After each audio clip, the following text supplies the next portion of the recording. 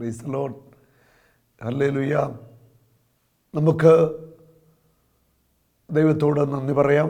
നോമ്പിൻ്റെ ദിവസങ്ങളിലൂടെ നമ്മൾ കടന്നു പോവുകയാണ്. നമ്മുടെ ഹൃദയങ്ങൾ നമ്മൾ യേശുവിന് വേണ്ടി ഒരുക്കിക്കൊണ്ടിരിക്കുക. യേശുവിന് നിത്യം വസിക്കുവാൻ ഒരു ആലയമായിട്ട് മാറണം. അതിനുവേണ്ടി നമ്മളെ തന്നെ ശുദ്ധീകരിച്ചുകൊണ്ട് നമ്മൾ ഈ നോമ്പിൻ്റെ ദിവസങ്ങളിൽ ഒരുങ്ങിക്കൊണ്ടിരിക്കുകയാണ്. വലിയൊരു അനുഗ്രഹിക്കപ്പെട്ട സമയമാണ്. ദൈവം തൻ്റെ പുത്രനായ യേശുവിനെ നമുക്ക് വേണ്ടി നൽകി. അതിലും വലിയൊരു ഭാഗ്യമില്ല. യേശുവിനെ നമുക്ക് കിട്ടി, അതാണ് ഏറ്റവും വലിയ ഭാഗ്യം. യേശു നമുക്ക് നൽകിയ ഏറ്റവും വലിയ അനുഗ്രഹം എന്ന് പറയുന്നത്, ദാനമെന്ന് പറയുന്നത് പരിശുദ്ധാത്മാവിനെ നമുക്ക് നൽകി.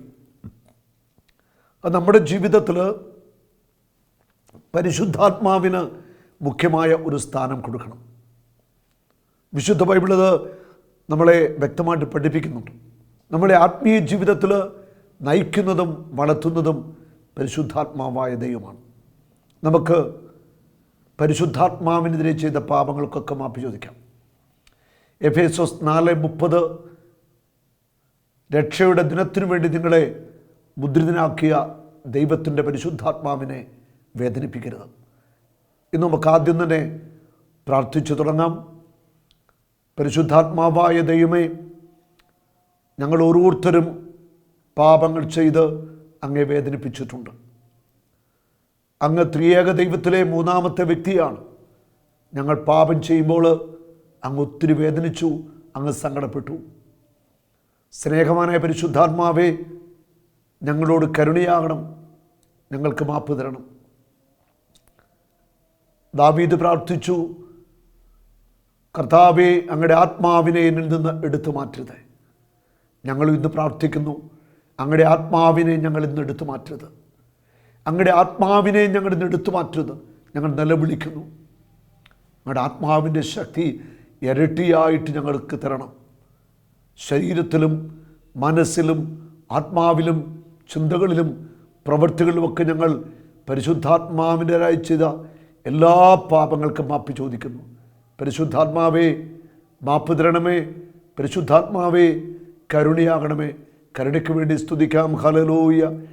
പരിശുദ്ധാത്മാവായ ദൈവമേ, ഞങ്ങളുടെ മേൽ കരുണ വർഷിക്കണമേ. അങ്ങയെ സങ്കടപ്പെടുത്തിയ ഓരോ പാപങ്ങളെയും ഓർത്ത് മാപ്പ് ചോദിക്കുന്നു. അങ്ങിൽ നിന്ന് അകന്നുപോയ എല്ലാ നിമിഷങ്ങൾക്കും മാപ്പ് ചോദിക്കുന്നു. പരിശുദ്ധാത്മാവേ, കരുണയാകണമേ. പരിശുദ്ധാത്മാവേ, ഞങ്ങളെ ശക്തിപ്പെടുത്തണമേ. ഞങ്ങളെ വിട്ടുപോകരുതേ. Praise the Lord. എഫേസോസ് 4-ാം അധ്യായത്തിൻ്റെ 31-32 വചനങ്ങൾ. സകല വിദ്വേഷവും ക്ഷോഭവും ക്രോധവും അട്ടഹാസവും ദൂഷണവും എല്ലാ തിന്മകളോടും കൂടി നിങ്ങൾ ഉപേക്ഷിക്കുവിൻ. അപ്പോൾ എല്ലാ തിന്മയും, ഈ പറഞ്ഞ പാപങ്ങളൊക്കെ പരിശുദ്ധാത്മാവിനെ ഒത്തിരി സങ്കടപ്പെടുത്തുന്ന പാപങ്ങളാണ്. ക്ഷോഭിക്കുക, ക്ഷോഭിച്ച് സംസാരിക്കുക, ക്രോധം സൂക്ഷിക്കുക, അട്ടഹസിക്കുക, ദൂഷണം പറഞ്ഞു പരത്തുക, നാവിൻ്റെ പാപങ്ങൾ, എല്ലാ തിന്മകളും നിങ്ങൾ ഉപേക്ഷിക്കണം. ദൈവം ക്രിസ്തു വഴി നിങ്ങളോട് ക്ഷമിച്ചതുപോലെ നിങ്ങളും പരസ്പരം ക്ഷമിച്ച് കരുണ കാണിക്കും. ഹൃദയ ആർദ്രതയോടെ പെരുമാറുക. നമ്മളെ വേദനിപ്പിച്ചവർക്ക്, അല്ലെ നമ്മളെ ദ്രോഹിച്ചവർക്ക് നമ്മൾ ക്ഷമ കൊടുക്കുന്നില്ലെങ്കിൽ അത് പരിശുദ്ധാത്മാവിനെ സങ്കടപ്പെടുത്തും. യേശു ക്രൂശിൽ വേദന സഹിക്കുമ്പോൾ, പീഡ ഏറ്റുവാങ്ങുമ്പോൾ ക്ഷമിച്ചു, എല്ലാവർക്കും മാപ്പ് കൊടുത്തു. ക്ഷമിക്കണമെങ്കിൽ കർത്താവിൻ്റെ ആത്മാവ് നമുക്ക് കൃപ തരണം, ശക്തി തരണം. അല്ലാതെ ക്ഷമിക്കുക പ്രയാസമാണ്. ഞാൻ ഓർക്കുന്ന ഒരിക്കൽ ഒരു ചെറുപ്പക്കാരൻ എന്നോട് പറഞ്ഞ അനുഭവമാണ്. അവൻ്റെ ബാല്യകാലത്തിലും സ്കൂളിൽ പഠിക്കുന്ന കാലത്തൊക്കെ അവൻ്റെ അപ്പൻ അവനെ ഒത്തിരിയേറെ ശാരീരികമായിട്ട് ഉപദ്രവിച്ചിട്ടുണ്ട്. പരീക്ഷയിലെ മാർക്ക് കുറഞ്ഞു പോയതിന്, ചെറിയ തെറ്റുകൾക്കൊക്കെ ക്രൂരമായിട്ട് ശിക്ഷിക്കുമായിരുന്നു. അങ്ങനെ ശിക്ഷ ഏറ്റുവാങ്ങി വളർന്നു വലുതായ ചെറുപ്പക്കാരൻ പറയുന്നു, എനിക്ക് എൻ്റെ അപ്പനോട് ക്ഷമിക്കാൻ പറ്റുന്നില്ല. എന്നെ തകർത്തത്, എൻ്റെ ജീവിതം തകർത്തത് എൻ്റെ അപ്പനാണ്. എനിക്കെൻ്റെ അപ്പനെ ഉൾക്കൊള്ളാൻ പറ്റുന്നില്ല. അവൾ ജീവിതത്തിൽ ഒത്തിരി സഹിച്ചത് അവൻ്റെ അപ്പനിലൂടെ അവൻ സഹിച്ചത്. അവൻ ക്ഷമിക്കാൻ പറ്റുന്നില്ല.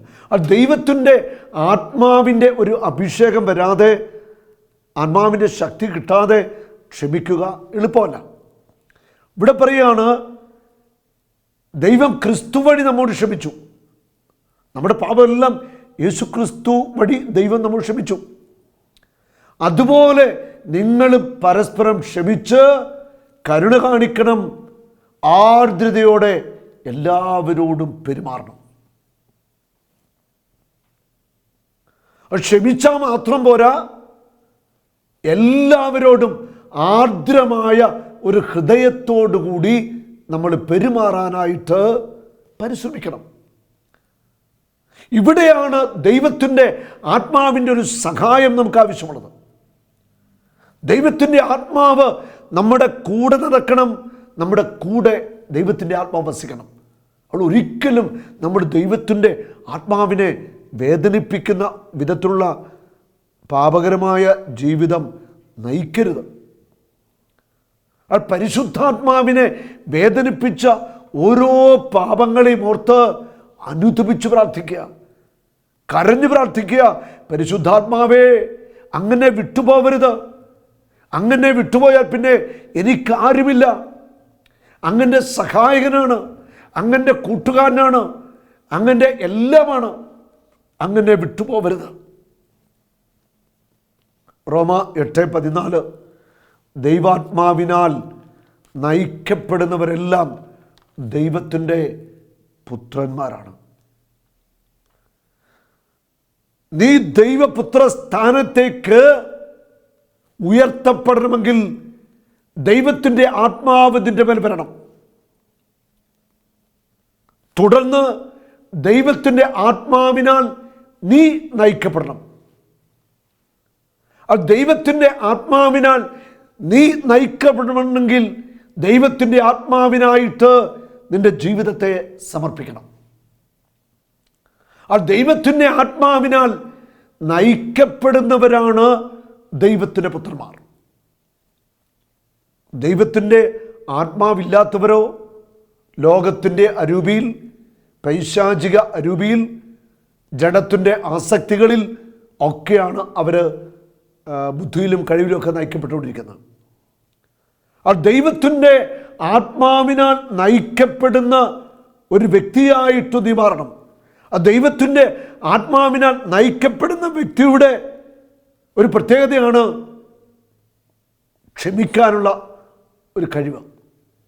ക്ഷമിക്കുന്നു, പോട്ടെന്ന് വെക്കുന്നു, അതൊക്കെ ഒരു പ്രധാനപ്പെട്ട കാര്യമാണ്. പരിശുദ്ധാത്മാവ് നിൻ്റെ ഉള്ളിൽ ഉണ്ട് എന്നതിൻ്റെ ഏറ്റവും വലിയ തെളിവാണ് നിന്നെ വേദനിപ്പിച്ചവർക്ക് ക്ഷമ കൊടുക്കുന്നു, അവരെ അനുഗ്രഹിക്കുന്നു. ഒരിക്കലും നമുക്കാരോടും ഹൃദയത്തിൽ സ്ഥായിയായ ഒരു വൈരാഗ്യം വെച്ചുകൊണ്ടിരിക്കാൻ പാടില്ല. അത് പരിശുദ്ധാത്മാവിനെ ഏറെ വേദനിപ്പിക്കും. ഒരുപക്ഷെ നമ്മളെ വേദനിപ്പിച്ചവരും ദ്രോഹിച്ചവരൊക്കെ ഒത്തിരി കാണും. നമ്മളവരെയൊക്കെ വിട്ടുകൊടുത്തേക്കുക, അവരുടെ വഴിക്ക് പോട്ടെ, അവർ ദൈവം അനുഗ്രഹിക്കട്ടെ. നമ്മുടെ ഹൃദയത്തിൽ വെറുപ്പ് സൂക്ഷിച്ച്, വൈരാഗ്യം സൂക്ഷിച്ച്, നമ്മിലുള്ള ദൈവ കൃപയെ, നമ്മിലുള്ള അഭിഷേകത്തെ നമ്മൾ നഷ്ടപ്പെടുത്തി കളയരുത്. നമ്മുടെ നാവിനെയും നമ്മൾ നിയന്ത്രിച്ചുകൊള്ളുക. ക്രോധം, അട്ടഹാസം, പരിധി വിട്ടുള്ള കോപിച്ചുള്ള സംസാരം, ഇതൊക്കെ നമ്മുടെ കൂടെ വസിക്കുന്ന ദൈവാത്മാവിന് സങ്കടമാണ്. നമ്മൾ ശ്രദ്ധിക്കുക ആ മേഖല. ഗലാത്യ ലേഖനം 5-ാം അധ്യായം 16 മുതൽ തിരുവചനങ്ങൾ. നിങ്ങളോട് ഞാൻ പറയുന്നു, ആത്മാവിൻ്റെ പ്രേരണ അനുസരിച്ച് വ്യാപരിക്കുവിൻ. ഹല്ലേലൂയ. ആത്മാവിൻ്റെ പ്രേരണ അനുസരിച്ച് വ്യാപരിക്കുവിൻ. ഇവിടെ നമ്മൾ മനസ്സിലാക്കണം, ആത്മാവിൻ്റെ പ്രേരണ നിനക്ക് തിരിച്ചറിയണമെങ്കിൽ, ആത്മാവ് തരുന്ന പ്രേരണ മനസ്സിലാക്കണമെങ്കിൽ, ആദ്യം നീ ജഡിക മനുഷ്യനിൽ നിന്ന് ആത്മീയ മനുഷ്യൻ്റെ തലത്തിലേക്ക് വളരണം. ജഡത്തിൻ്റെ ആസക്തികളിൽ, ലോകത്തിൻ്റെ മോഹങ്ങളിൽ, കണ്ണിൻ്റെ മോഹങ്ങളിൽ, സ്ഥാനമാന ആസക്തികളിൽ ഒക്കെയാണ് മുഴുകി നീ ജീവിക്കുന്നതെങ്കിൽ ഒരിക്കലും ദൈവാത്മാവ് തരുന്ന ആ പ്രേരണകൾ, ദൈവാത്മാവ് തരുന്ന വെളിപ്പാടുകൾ, ആത്മാവ് തരുന്ന ചിന്തകൾ ഗ്രഹിക്കുക നിന്നെ കൊണ്ട് സാധ്യമല്ല.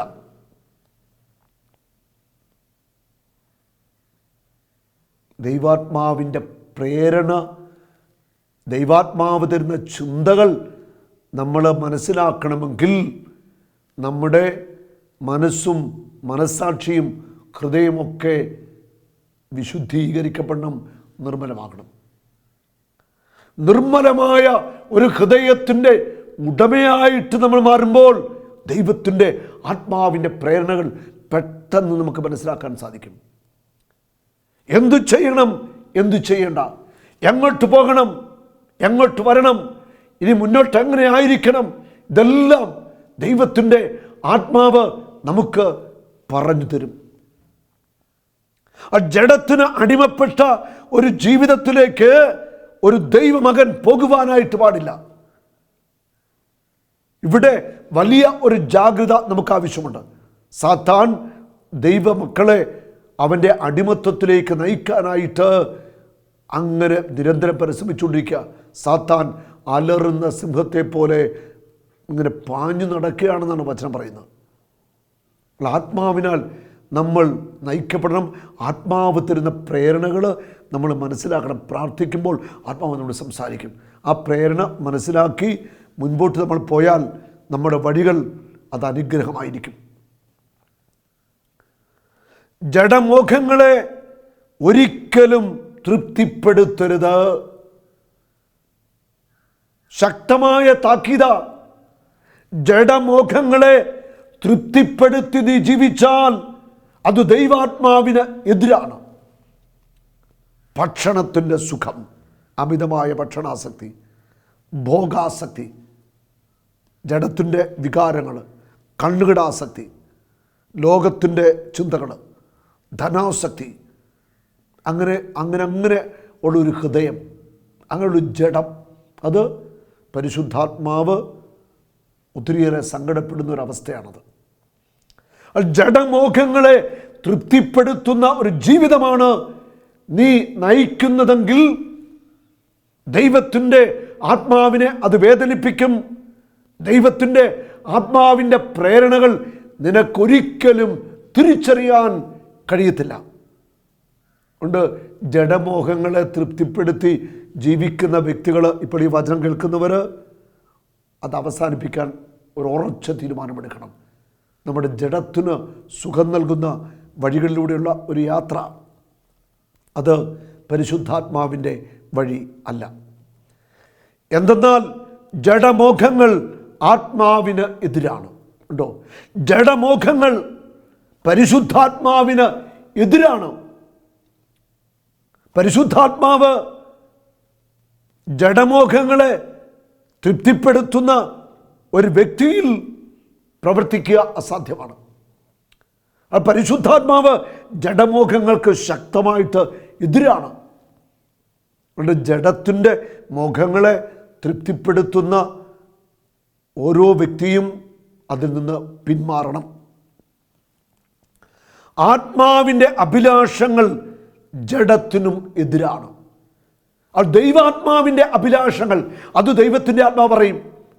എന്താ ദൈവാത്മാവിൻ്റെ അഭിലാഷം? നമ്മൾ വചനമനുസരിക്കണം, ക്രിസ്തുവിൻ്റെ വഴി ജീവിക്കണം, കൂദാശ ജീവിതം വേണം, സഭയോട് ചേർന്ന് നിൽക്കണം, ഉപവസിക്കണം, പ്രാർത്ഥിക്കണം, വചനം വായിക്കണം, നന്മ പ്രവൃത്തികൾ ചെയ്യണം, സൽപ്രവൃത്തി ചെയ്യണം. ഇതാണ് ആത്മാവിൻ്റെ അഭിലാഷം. നമ്മളെ ഓരോരുത്തരെയും ഒരു വിശുദ്ധൻ്റെ പദവിയിലേക്ക്, വിശുദ്ധയുടെ പദവിയിലേക്ക് ദൈവശക്തി നിറഞ്ഞ മനുഷ്യരാക്കി ഉയർത്തണമെന്നാണ് ദൈവാത്മാവിൻ്റെ അഭിലാഷം. ഹല്ലേലൂയ! അത് നമ്മൾ തിരിച്ചറിയണം. ആത്മാവിൻ്റെ അഭിലാഷങ്ങൾ ജഡമോഹങ്ങൾക്ക് എതിരാണ്. ജഡമോഹങ്ങൾ ആത്മാവിൻ്റെ അഭിലാഷങ്ങൾക്കും എതിരാണ്. അവ പരസ്പരം എതിർക്കുന്നത് നിമിത്തം ആഗ്രഹിക്കുന്ന പ്രവർത്തിക്കാൻ നിങ്ങൾക്ക് സാധിക്കാതെ വരുന്നു. അത് നിങ്ങളുടെ ഉള്ളിൽ തന്നെ ആത്മാവിൻ്റെ അഭിലാഷവും ജഡമോഹങ്ങളുടെ അഭിലാഷവും തമ്മിലുള്ള ഒരു പോരാട്ടം നടക്കുകയാണ്. ഈ പോരാട്ടത്തിൽ നമ്മൾ വിജയിക്കണം. ദൈവാത്മാവിൻ്റെ അഭിലാഷമനുസരിച്ച്, ദൈവാത്മാവിൻ്റെ ഇച്ഛയനുസരിച്ച് തിരിച്ചറിഞ്ഞുകൊണ്ട് മുൻപോട്ട് ജീവിക്കുവാനായിട്ട് ഓരോ ദൈവ മകനും ദൈവ മകൾക്കും സാധിക്കണം. ഇത് ചെറിയ കാര്യമല്ല, ഇതൊരു വലിയ കാര്യമാണ്. നമ്മൾ ഈ ദിവസങ്ങളിൽ കൂടുതൽ പ്രാർത്ഥിക്കുന്ന ദിവസങ്ങളാണ്.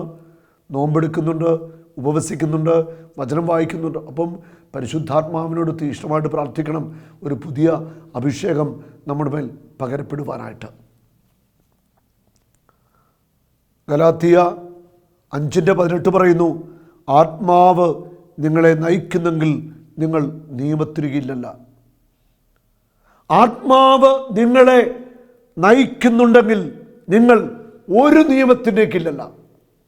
കാരണം ആത്മാവ് നിയമങ്ങൾക്കപ്പുറം ദൈവേഷ്ടമനുസരിച്ചാണ് നയിച്ചുകൊണ്ടിരിക്കുന്നത്. അത് നിയമത്തിന് അനുകൂലമായിരിക്കുകയും ചെയ്യും.